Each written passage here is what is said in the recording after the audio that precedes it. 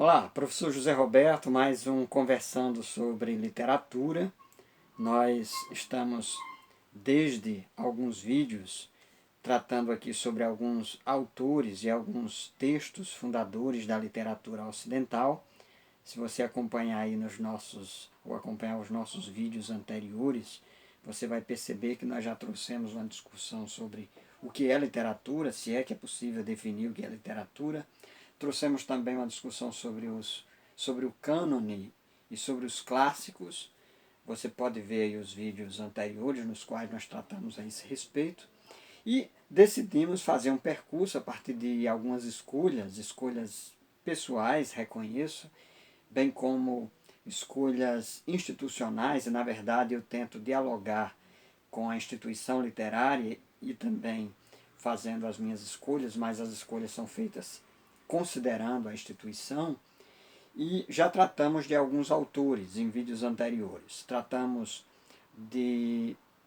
da Odisseia, de Homero, tratamos também de Édipo Rei, né? Falamos sobre o complexo de Édipo, a partir dessa perspectiva, não é? De dois autores gregos, e agora nós vamos nos direcionar para um autor romano. E o autor que eu vou tratar desta feita é Vigílio, mais conhecido como Vigílio, ou por Vigílio. Na verdade, seu nome completo é Públio Vigílio Marão.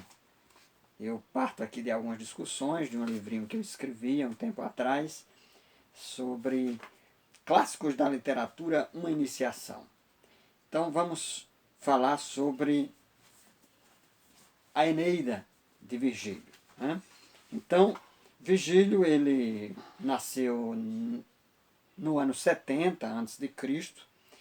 Ele foi educado em Cremona, tendo posteriormente ido para Roma. Se tornou um estudioso da história, da literatura, dos conhecimentos que envolvia Roma e a sua fundação. Isso acabou despertando o interesse do imperador Otávio Augusto de que ele produzisse uma obra com um teor artístico, literário, mas também uma obra que servisse para demonstrar os feitos romanos. Do mesmo modo que nós temos, ou que os gregos têm, a Ilíada e a Odisseia de Homero, então os romanos que haviam conquistado o mundo e ali no contexto da Pax Romana, ou da paz romana, e como eles estavam no contexto de expoência mundial, o imperador achou por bem, seguindo os moldes daquilo que estava escrito a partir da história dos gregos com a epopeia de Homero, que também os romanos tivessem o seu texto épico, o seu texto que falasse dos seus grandes feitos e das suas conquistas. Então, este literato, este pensador, Virgílio, ele foi contratado, é isso mesmo, pelo imperador para que ele produzisse uma grande obra, e nessa obra ele deveria destacar as grandes conquistas e principalmente como Roma havia sido iniciada. Então é a história do início de uma cidade. Então, para isso, o Virgílio ele produz a Eneida. Se nós temos a Odisseia de Homero, e Odisseu é o personagem central da Odisseia, então o personagem principal da Eneida é Enéas. E Enéas, contextualizando aqui a narrativa, Enéas, na própria obra, ele era um troiano que lutou contra os gregos, foi vencido pelos gregos, e depois da guerra todos estão retornando. Então, enquanto o Odisseu está voltando para Ítaca, que nós já tratamos isso aqui no vídeo anterior, o Enéas, vencido, está retornando para a sua terra, mas ele recebe nesse percurso uma meta, uma proposta, algo que ele deveria fazer, uma missão, que deveria ser fundar uma cidade. Então ele deveria fundar uma cidade. Então essa obra, a Eneida, é a história de Enéas indo cumprir a sua missão e a sua proposta de criar uma cidade. Evidentemente, ele passa por muitas intempéries. Algo que nos chama a atenção em relação a essa obra, alguns detalhes importantes. É a questão de como o Virgílio trabalha essa dimensão da temporalidade, né? Então, é uma obra que não segue um caráter linear do tempo. Isso porque quando Enéas chega a Cartago, ou Cartago, como alguns pronunciam, quando ele chega a Cartago, ele faz uma retrospectiva de tudo o que aconteceu com ele até então. E depois essa narrativa, em algum momento, ela vai apontar para o futuro, para uma dimensão futura. Então, essa ruptura de um tempo linear é algo característico e bastante interessante nessa obra. Essa obra ela tem uma relevância e vai apontar para várias outras produções literárias. Inclusive, eu destaco, né, para quem já viu O Senhor dos Anéis, e tem um personagem lá chamado Aragorn, o livro do Tolkien, tem uma cena que o Aragorn ele vai ao mundo dos mortos, para que, e a partir dessa experiência no mundo dos mortos, ele se empodere e assuma a sua posição de guerreiro e de conquistador.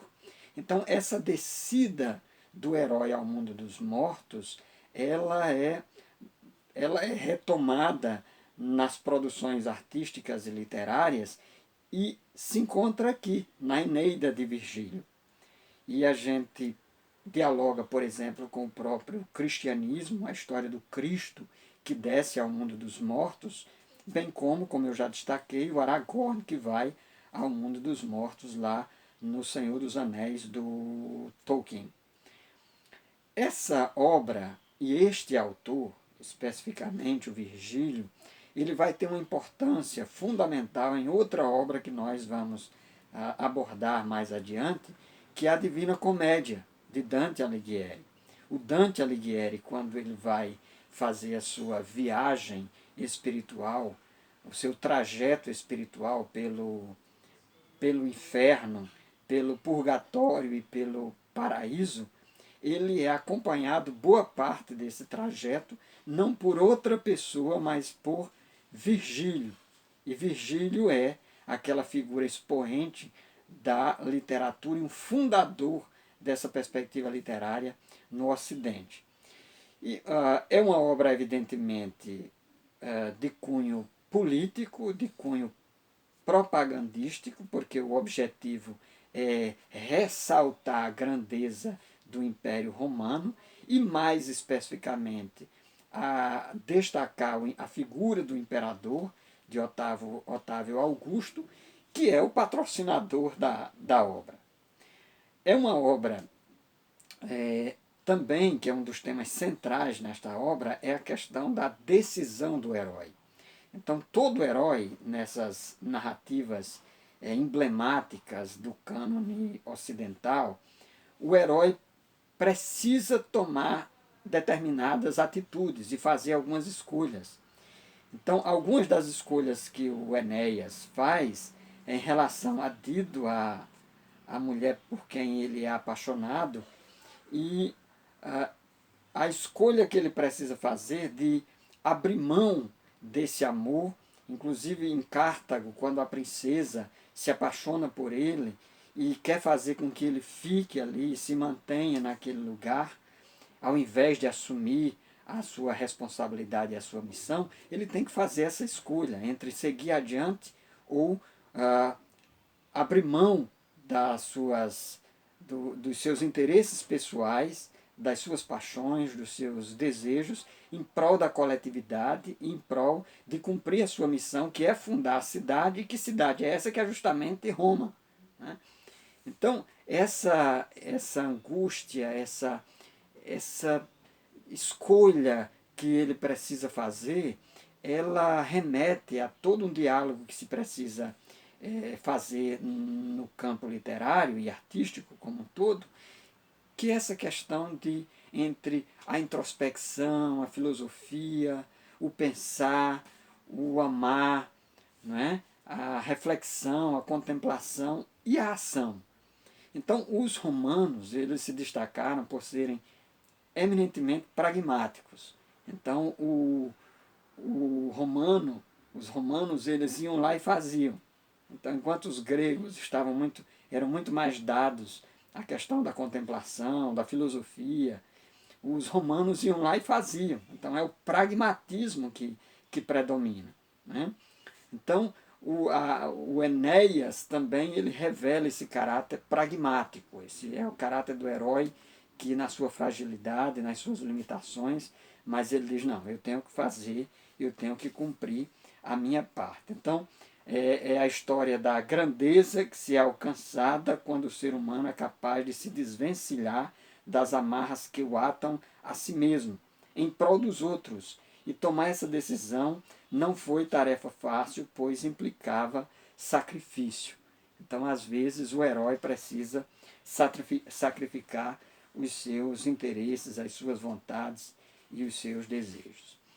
Aqui um trecho, né, na tradução de Odorico Mendes. Mal embebe enfuriado o herói vozeia, que tu me escaparás dos meus, com pressa, nessa ferida imola-te Palarte. Palarte vinga-se em teu ímpio sangue, no peito que aqui lhe esconde o iroso ferro, gelo os órgãos lhe solve, e num gemido a alma indignada se afundou nas sombras. É uma obra que merece ser lida na íntegra, é um texto muito bem escrito. Paradoxalmente, o Vigílio, ao final da vida, no seu leito de morte, o seu desejo foi que a obra fosse destruída, porque quando ele faleceu, a obra estava, digamos assim, por revisar, inacabada. Ele considerava que a obra não estava ainda no ponto de ser divulgada. Mas ele estava morrendo, pediu que a obra fosse queimada. O imperador, por razões que você muito bem já sabe, fez questão de não atender o pedido de Vigílio, e ainda bem, por isso que a gente pode ter a obra conosco em nossas mãos ainda hoje, né? E, na verdade, eu imagino que essa questão estava muito mais associada a um perfeccionismo de Vigílio e também talvez da sua consciência de que havia produzido uma obra política e uma obra de propaganda, né?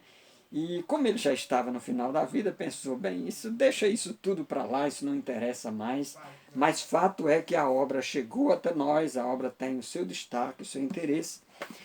E aqui eu vos apresento uma tradução do Carlos Alberto Nunes, um texto que foi produzido bilíngue, então a obra foi escrita originalmente em latim, que é a língua dos romanos. Então essa tradução é uma tradução que numa página tem o texto em latim e na outra página tem o texto traduzido para a língua portuguesa. Organização do João Ângelo Oliva Neto, publicado pela editora 34. Fica aí então a dica, o desafio para que você leia mais esta obra do cânone da literatura ocidental.